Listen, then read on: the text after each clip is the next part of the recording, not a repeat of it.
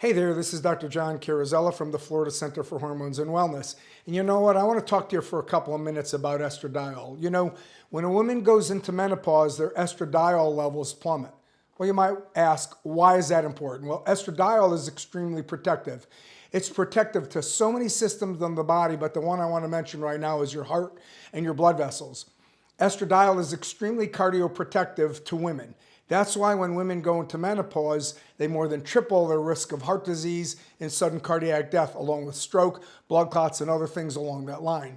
So what's really important is when women go into estradiol, they absolutely must maintain and then replenish their estradiol levels. That's what we do here at the Florida Center for Hormones and Wellness.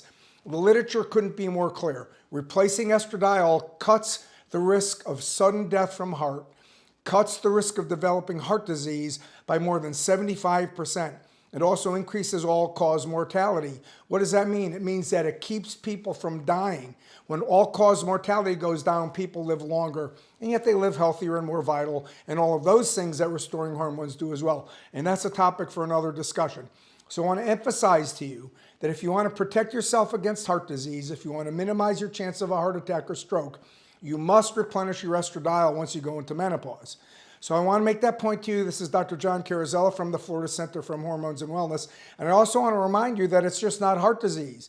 It's also osteoporosis, macular degeneration, dementia, cholesterol problems, sugar problems, and all kinds of other medical problems are supported by estradiol. So once you're in menopause, it's crucial to replace that hormone for long-term health, vitality, and wellness. Talk to you next time.